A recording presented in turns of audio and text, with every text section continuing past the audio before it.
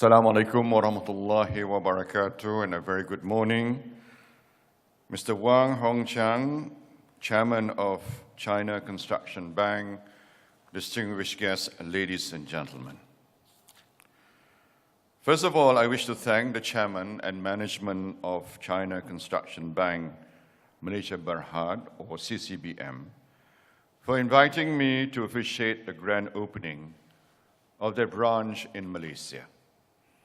I'm delighted to see so many distinguished guests from China and the region gathered here to witness this historical occasion, which marks another milestone in financial institution cooperation between Malaysia and China. I'm also happy to learn that CCBM is the first foreign commercial bank to be granted a banking license by Malaysia in the last 6 years that is in compliance with the requirements of the Companies Act 2016, the Financial Services Act 2013, and the regulations and guidelines set by the Companies Commission Malaysia and Bank Negara Malaysia. Congratulations.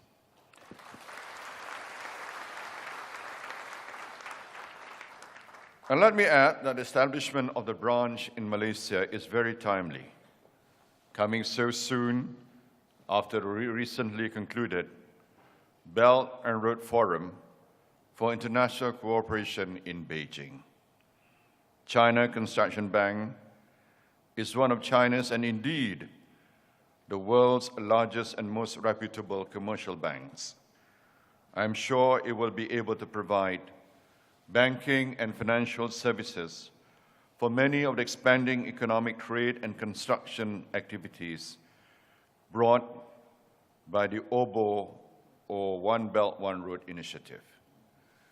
President Xi Jinping's ambitious and visionary reimagining of the ancient Silk Road that linked East and West is already resulting in game-changing infrastructure projects, both here and throughout the region. We in Malaysia were one of the first to support OBO, with developments including Malaysia-China, Kuantan Industrial Park, Kuantan Port, Malacca Gateway, and the East Coast Rail Link, which will drive connectivity and economic growth for our underdeveloped East Coast and make a huge difference to the time and cost of transporting goods between Africa, Middle East, and Asia. Ladies and gentlemen, when I was in Beijing, the Malaysian government signed a memorandum of understanding with the Chinese government on promoting mutual economic development through China's Silk Road Economic Belt and the 21st Century Maritime Silk Road Initiative. This aims to further strengthen our comprehensive strategic partnership by making the most of our comparative advantages and promoting economic cooperation through physical, institutional, and people-to-people connectivity. As it is now, there are already several global companies such as Huawei, Technologies, Schlumberger, AECOM, Linde, and Cargill that have set up their regional headquarters in Malaysia. With a paradigm shift due to OBO, I am sure that our strength in so many sectors, including construction and financial sectors, and with a young and increasingly well-educated population, will see us more and more serving as a regional hub for Chinese companies intending to expand into the region.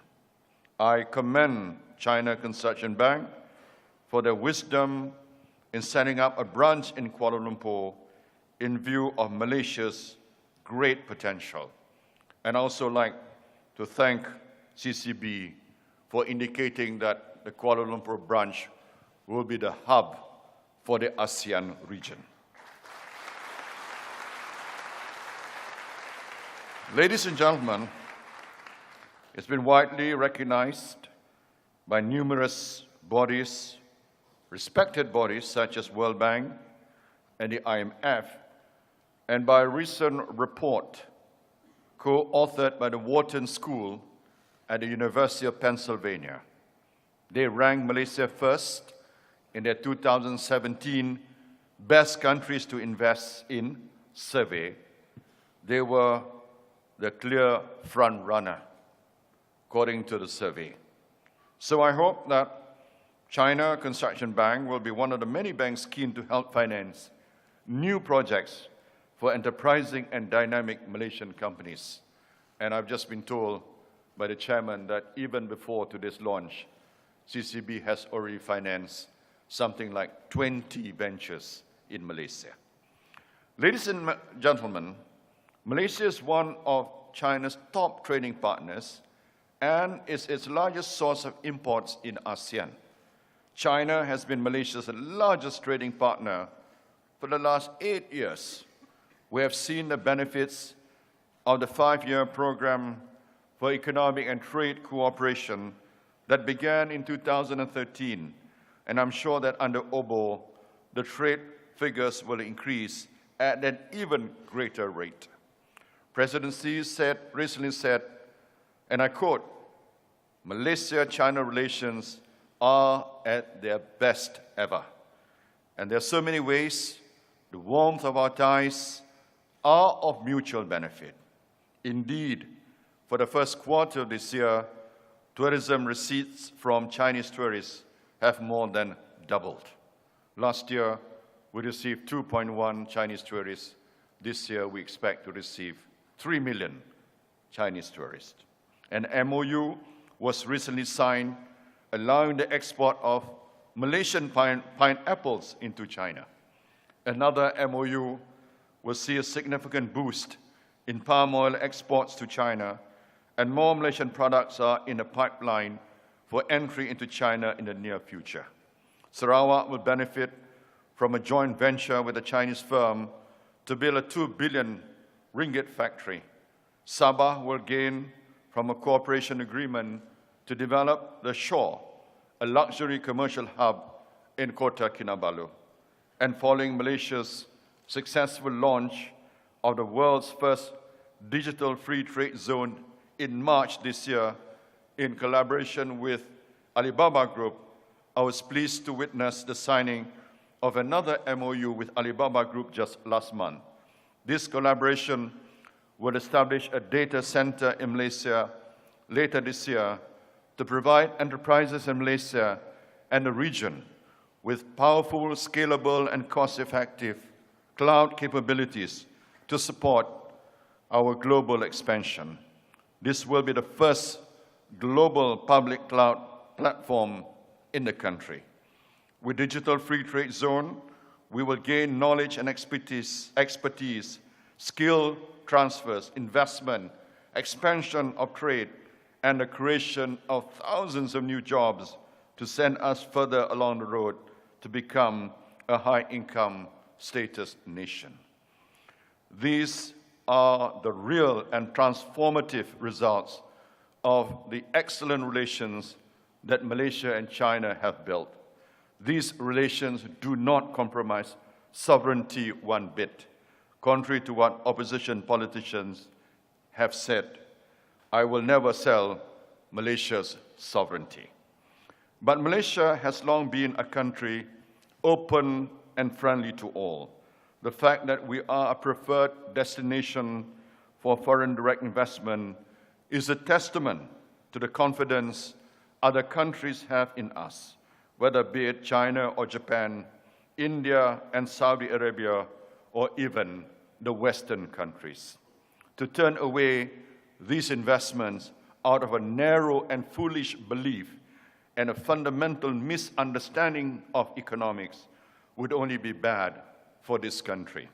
Some people seem to think it is better to have loss-making companies that are 100% Malaysian-owned instead of a smaller percentage on a company that stands to gain access into bigger markets, economies of scale, and cutting-edge technology.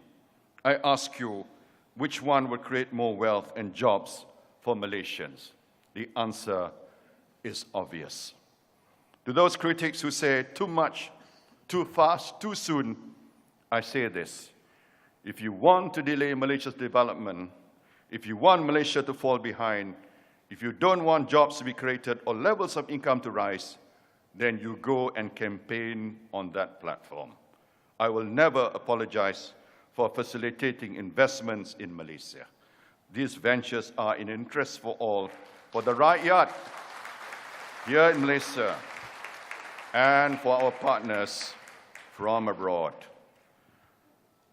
Ladies and gentlemen, I know that your presence here is another sign of confidence in Malaysia, and bearing in mind our Transformasi Nasional 2050 initiative, we hope that China Construction Bank Malaysia will participate proactively in financing high-priority infrastructure projects such as highways, railways, harbors, airports, telecommunication, power, and affordable housing. Your strong funding position, your expertise in financial services, in e-commerce and fintech are sure to play a very important role in Malaysia's continued development. I am truly pleased to welcome China Construction Bank to Kuala Lumpur. We wish you and the Malaysian companies you work with every success and look forward to the fruits of your ventures. Thank you. Thank you.